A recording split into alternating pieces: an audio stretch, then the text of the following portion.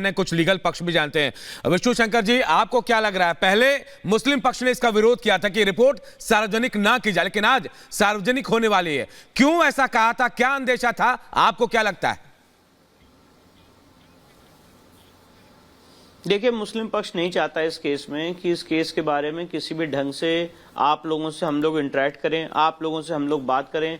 मुस्लिम पक्ष जानता है कि ये केस में हर एक चीज, हर एक प्रमाण ये चीख चीख के कह रहा है कि हिंदू मंदिर का परिसर है, और इसीलिए अगर इसको लोग जानेंगे तो लोगों को सच्चाई पता चलेगी कि किस तरह से यहाँ पे हम लोगों के साथ अत्याचार किया गया, बर्बरता की गई, और वो अत्याचार और बर्बरता आज भी चालू है। तो सबसे अच्छा तरीका है कि लोगों को जानने से रोक दो। मैं ये कहना चाहता हूँ आपके माध्यम से, लोगों के जानने का अधिकार फंडामेंटल राइट है। Right to know is a fundamental right. Freedom of speech और एक्सप्रेशन फंडामेंटल राइट है। इसीलिए पहले भी उन्होंने इस तरह का एक गैग ऑर्डर लिया था माननीय न्यायालय से, जो इस बार माननीय न्यायालय ने देने से मना कर दिया। और ये सारी चीजों की मंशा ये रहती है कि लोगों को जानकारी ना मिल पाए कि ज्ञान व्यापी का सच क्या है।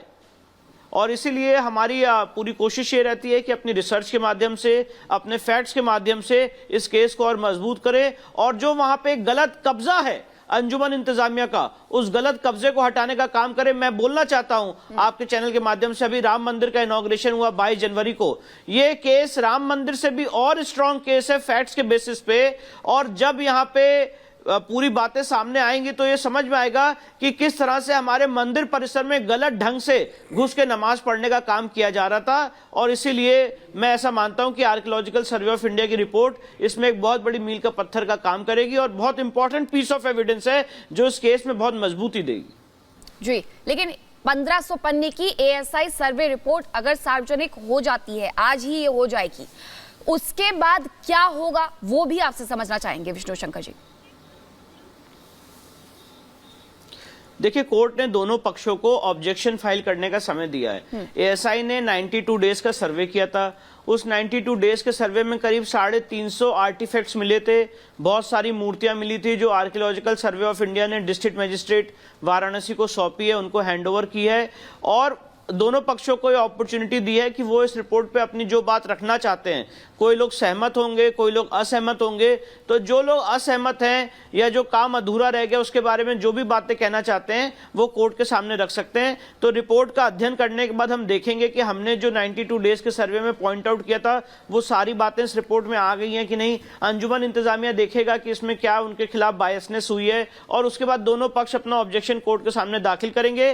दोनों पक्षों को सुनने के बाद माननीय न्यायालय ये डिसाइड करेगी कि ये रिपोर्ट कोर्ट के रिकॉर्ड का पार्ट बननी है कि नहीं बननी। लेकिन एक बात तो तय है विष्णु शंकर जी कि ये साफ हो जाएगा मंदिर था या फिर मस्जिद। आधी से ज्यादा चीजों के सर्वे हो चुके हैं वजूखाना को छोड़कर, यानी तस्वीर पूरी तरह से साफ हो सकती है, ये मान ले हम। जी बिल्कुल, और मैं ऐसा मानता हूं कि आगे चल के बहुत जल्दी वजू खाने का भी, जो वजू टैंक का एरिया है, इसे मैं सील्ड एरिया कहता हूं, उसका भी सर्वे की एप्लीकेशन माननीय सुप्रीम कोर्ट में पड़ी हुई है। और जब वहां पे भी सर्वे होगा तो और ये पूरा फैक्ट और पूरा केस एकदम क्लियर हो जाएगा। मैं आपको बताना चाहता हूं कि इलाहाबाद हाईकोर्ट ने 12 मई 2023 को जो सील्ड एरिया है, जो वजू एरिया है, उसके भी एएसआई सर्वे का आदेश दिया था, और 19 मई को सुप्रीम कोर्ट ने उस एएसआई सर्वे पर रोक लगा दी है। हमने सुप्रीम कोर्ट में एप्लीकेशन दी है कि उसकी जल्द से जल्द सुनवाई की जाए। हमने सुप्रीम कोर्ट में मांग की है कि उस एरिया को भी खोला जाए, वहां पे भी जांच की जाए, और मुझे लगता है आगे आने वाले समय में जब उसकी जांच होगी तो उसके बाद इसमें एक पूर्णता आ जाएगी, और उसके बाद हम इस केस के एकदम अंतिम चरण पे पहुंच जाएंगे। विष्णु शंकर जी, रिपोर्ट कब तक आ सकती है, कितने बजे का वो वक्त हो सकता है, और उसी के साथ जो आप रूपरेखा की बात कर रहे हैं वो रूपरेखा आगे किस तरीके से आगे बढ़ेगी? वाराणसी जिला कोर्ट के साथ ही आगे बढ़ेगी, हाई कोर्ट जाएंगे, सुप्रीम कोर्ट जाएंगे, क्या आपने इसके बारे में भी कुछ सोचा है? देखिए, अभी तो रिपोर्ट कितने बजे आएगी इसका कोई अनुमान नहीं लगाया जा सकता है। एक सर्टिफाइड कॉपी अप्लाई करने की लीगल प्रक्रिया होती है, उस लीगल प्रक्रिया में मेरी लीगल टीम लगी हुई है, तो पूरी कोशिश करेंगे कि रिपोर्ट हमें मिल जाए। जहां तक आगे की रूपरेखा की बात है, मैं आपको बताना चाहता हूं कि इस पूरे केस को माननीय सुप्रीम कोर्ट ने डिस्ट्रिक्ट कोर्ट वाराणसी भेजा था ओरिजिनल ट्रायल के लिए, और इसका पूरा original trial district court Varanasi में हो रहा है। जैसे कि मैंने आपको बताया कि अभी आर्कियोलॉजिकल सर्वे की रिपोर्ट आ रही है वजू टैंक के एरिया को, सील्ड एरिया को छोड़ के। इसके बाद हमारा नेक्स्ट स्टेप ये रहेगा कि वजू टैंक का एरिया है जो सील्ड एरिया है उसकी एएसआई द्वारा जांच कराई जाए, और जब ये दोनों जांच की रिपोर्ट कोर्ट के पटल पे आ जाएगी उसके बाद इसमें वाद बिंदु फ्रेम होंगे, जिसे कहते हैं इश्यूज फ्रेम होंगे। इश्यूज फ्रेम होने के बाद एविडेंस लीड की जाएगी, और एविडेंस लीड करने के बाद इसमें कोर्ट का फाइनल जजमेंट आएगा।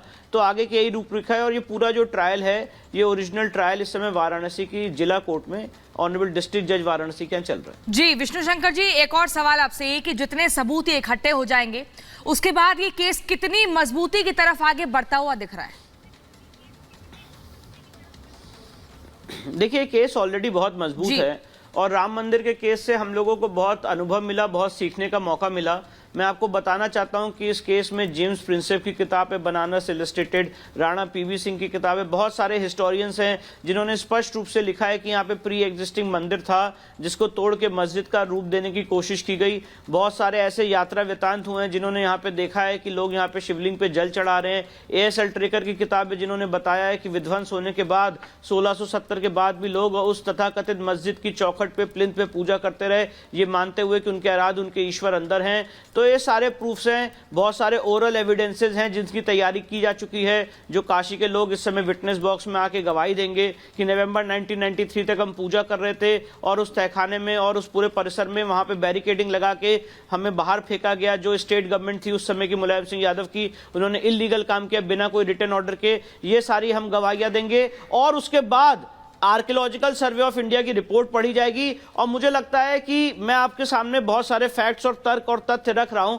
पर मैं बात बहुत जिम्मेदारी से कहना चाहता हूं कि अंजुमन इंतजामिया के पास कोई प्रूफ नहीं है, कोई फैक्ट नहीं है, कोई डॉक्यूमेंट नहीं है, सिवाय ये बोलने की हम यहाँ पे नमाज पढ़ लेते। इसके अलावा उनके पास कोई प्रूफ नहीं है कि यहाँ पे कोई वफ थी या कोई वैलिड वफ हुई, इसके बारे में उनके पास कोई प्रमाण नहीं है। तो मुझे लगता है एविडेंस की अगर एक तुलना कर ली जाए तो एविडेंस के आधार पर हमारा केस बहुत स्ट्रांग है, और जब भी इस केस की फाइनल हियरिंग होगी मुझे पूर्ण विश्वास है कि ये केस हम जीतेंगे। ज्ञान व्यापी के केस में हम लोग इस समय जीत की दहलीज पे हैं, और बहुत जल्दी जो न्यायिक प्रक्रिया है उसको पूर्ण करके ज्ञान व्यापी का केस हम लोग जीतने जा रहे हैं। विष्णु शंकर जी, एक सवाल मेरा आपसे ये है कि अगर हम मेन केस की बात करें तो इस रिपोर्ट का कितना महत्व उस मेन केस से है, क्योंकि प्लेसेस ऑफ वर्शिप एक्ट क्या इसमें बाधा है? रास्ता आसान लग रहा है आपको? प्लेसेस ऑफ वर्शिप एक्ट की जो बाधा है वो हम लोग ऑलरेडी पार कर चुके हैं जी। और मैं आपको बताना चाहता हूं 12 सितंबर 2022 को ऑनरेबल डिस्ट्रिक्ट कोर्ट वाराणसी ये होल्ड कर चुका है कि ये case places of worship act से बाधित नहीं है। यहाँ ही डिस्ट्रिक्ट कोर्ट वाराणसी में 20 दिन की हियरिंग चली थी। इसके बाद अंजुमन इंतजामिया उस ऑर्डर के खिलाफ अपील में गया था, रिवीजन में गया था ऑनरेबल हाईकोर्ट में। 31 मई 2023 को इलाहाबाद हाईकोर्ट भी उनकी पिटीशन खारिज कर चुकी है। इस समय मामला सुप्रीम कोर्ट में विचाराधीन है, और अभी सुप्रीम कोर्ट ने उसमें कोई स्टे ऑर्डर नहीं दिया है। साथ ही साथ जो मेन केस की आप बात कर रहे हैं उस केस में भी ऐसे ही ऑर्डर हुए हैं जहां पे स्पष्ट रूप से कहा गया है कि case places of worship act से बाधित नहीं है और धार्मिक स्वरूप तय करने के लिए ट्रायल चल सकता है।